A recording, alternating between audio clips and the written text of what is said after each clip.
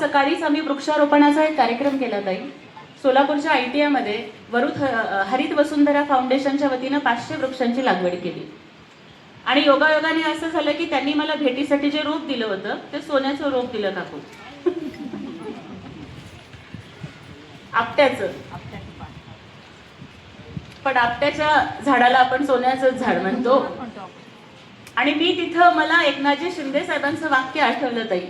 आम्हाला एकनाथ शिंदे साहेब नेहमी सांगतात की आपण सोन्याचा चमचा घेऊन जन्माला आलो नाही, पण लोकांचं जगणं सोन्याचं करण्यासाठी आपला जन्म झाला.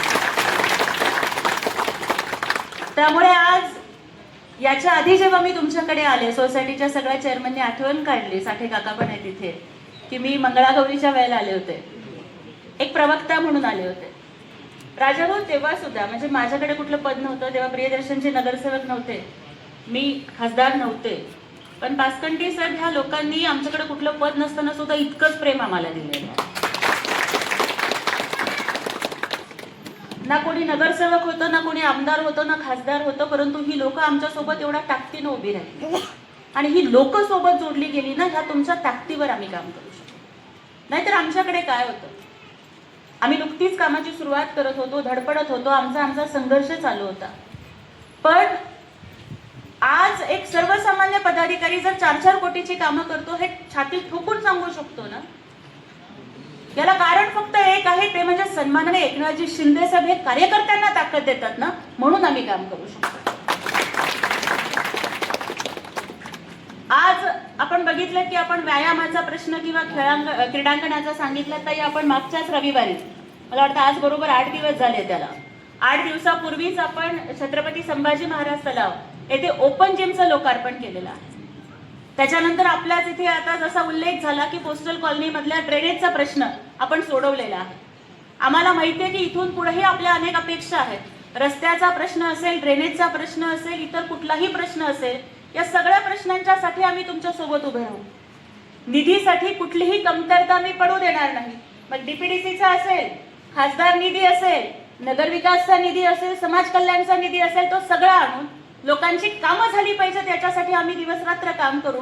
पण आमची तुम्हाला एकच विनंती आहे की राजकीय भाषण करणार नाही, परंतु मागच्या महापालिकेला शिवसेनेच्या वतीनं मीनलताई होत्या, त्यावेळेला काय अनुभव आला याच्याबद्दल मला बोलायचं नाहीये.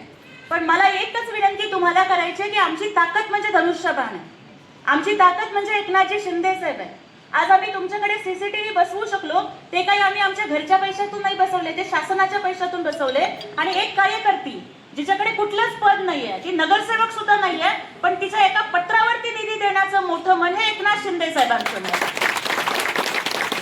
त्यामुळे इथून पुढे आपणही जेव्हा आशीर्वाद देण्याची वेळ येईल ना, तेव्हा कुणाचा चेहरा बघू नका, कुणाचं नाव बघू नका, फक्त धनुष्यबाण आणि शिंदे साहेबांचा चेहरा बघा आणि आशीर्वाद द्या. म्हणजे जेणेकरून आज माझ्यासारखी एक कार्यकर्ती तयार झाली. आज इथे बसलेले अनेक जण, सोलापूर बदलण्याची ताकद या समोर बसलेल्या चेहऱ्यांच्या मध्ये आहे. सोलापूरच्या विकासाला एक नवी दिशा देण्याची ताकद या सगळ्या युवकांच्या मध्ये आहे. पण तुम्ही लोकांनी जर आम्हाला आशीर्वाद नाही दिला ना, तर मग मात्र आम्हाला काम नाही करता येणार. त्यामुळे माझी मनापासून विनंती आहे, रस्ता असू द्या, ड्रेनेज असू द्या, समाज मंदिर असू द्या, अभ्यासिका असू द्या, लाईटचा प्रश्न असू द्या, तुम्ही हाक मारा, आमची माणसं तुमच्या सोबत उभी असते. दवाखान्याचा प्रश्न असू द्या, मी तुम्हाला गॅरंटी देते की आमची काम करणारी माणसं ही एकनाथ शिंदे साहेबांच्या तालमीत तयार झालेली, एकनाथ शिंदे साहेबांचा शब्द मानणारे आहेत. आणि तुम्ही फोन केला ना, एखाद्याच तुमचे नातेवाईक उशिरा येतील, पण आमचे शिवसैनिक आधी पोहोचतील, एवढा विश्वास मला याच्यावर. पण आपण सुद्धा सगळ्यांनी काम करणाऱ्याच्या पाठीशी खंबीरपणानं उभं राहणं ही गरज आहे. मी विनंती करते आपल्या सगळ्या सोसायटीच्या चेअरमनना की प्रियदर्शनजी साठे आणि आपण सगळ्यांनी सगळ्या सोसायटीच्या चेअरमन बरोबर आपण एखादी मीटिंग करून त्यांची आणखी काय काय कामं आहेत त्या सगळ्या कामांची लिस्ट घ्या, सगळ्याला न्याय देण्याचा आपण प्रयत्न करूया. CCTVच्या माध्यमातून मला खूप आनंद वाटला की मला दीपक पाटलांनी अनेक वेळेला सांगितलं की कोणाची तरी रिक्षामध्ये बॅग राहिली होती आणि मग CCTV बघितला. म्हणजे इतर वेळेला अनेक वेळेला असं होतं मंगेश, आपण बघतो की भूमिपूजन होतं, सरकारी काम 6 महिने थांब होतं, फोटो येतात, पण कामाचा पत्ता नसतो. आमचं उलटं झालंय, आमचे CCTV जवळपास मला वाटतं 6-7 महिने कार्यरत आहेत, त्याच्यानंतर आम्ही भूमिपूजन घेतो. आणि त्याचा दुसरा अर्थ हा पण निघतोय की 6-7 महिन्यात ते बंदही पडलेले नाही. म्हणजे आमच्या कामाची क्वालिटी पण चांगली आहे याचा पण अर्थ यातून निघतो. नाहीतर आज बसवलेली वस्तू उद्या खराब होऊन जाते. अनेक वेळेला आम्हाला इथल्या शाळांचे जे मुख्याध्यापक आणि शिक्षक आहेत त्यांनी सुद्धा सांगितलं की सीसीटीव्ही बसवलेले आहेत आणि आपण नुसते सीसीटीव्ही बसवलेले नाही, तिथं बोर्ड लावलेले आहेत की सावधान, तुम्ही सीसीटीव्हीची तुमच्यावरती नजर आहे. त्यामुळे आपण जसा पाचकंटीची उल्लेख केला की हा तिसरा डोळा बघतोय म्हटलं की एक भीती असते. मुलींच्या छेडछाडीमध्ये खूप प्रमाणामध्ये घट झालेली आहे. कुठे अनेक लहान मुलांच्या अंगावरती कुत्री जात होती, हे करत होतं, त्या सगळ्या प्रकारांच्या मध्ये घट झालेली आहे.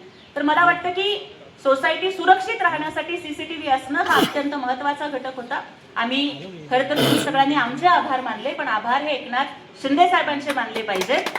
कारण शिंदे साहेबांनी निधी दिला म्हणून हे काम होऊ शकलं. आणि दुसरं की तुम्ही सोसायटीचे लोक इतके नशीबवान आहात की कामं नगरसेवकाच्या निधीतून होतात, कामं आमदाराच्या निधीतून होतात, कामं खासदाराच्या निधीतून होतात, पण तुमचं जे काम झालं ना थेट महाराष्ट्राच्या मुख्यमंत्र्यांच्या निधीतनं झालं. म्हणजे या सगळ्या सोसायटीला निधी थेट सीएमओ ऑफिस मधून एकनाथ शिंदे साहेबांच्या सहीनं आलाय. आणि त्याच्यासाठी मला वाटतं की आपण सगळेजण खऱ्या अर्थानं साहेबांचे धन्यवाद मानूयात. तुमची सेवा करण्याची संधी आम्हाला वारंवार मिळावी. शिवसेना हा केवळ राजकीय पक्ष नाहीये. आम्हाला हिंदुहृदय सम्राट बाळासाहेब ठाकरेंनी पण शिकवलंय की 80% समाजकारण करायचं आणि फक्त 20% राजकारण करायचंय. निवडणुका संपल्या की राजकारण संपतं. या प्रभागाची कामं करताना सुद्धा मिनलताई, खचून जाऊ नका. अपयश ही यशाची पहिली पायरी असते. उलट आपण जोमाने कामाला लागा. आणि आपण सगळ्यांना मी एवढीच हमी देते की प्रभागाचा नगरसेवक कुठल्या पक्षाचा आहे याचा आम्ही अजिबात विचार करणार नाही. कारण आम्ही सगळे जनतेच्या पक्षामध्ये आहोत.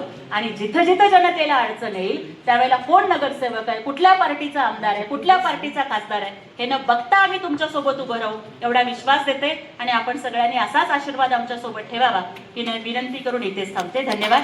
जय हिंद, जय महाराष्ट्र.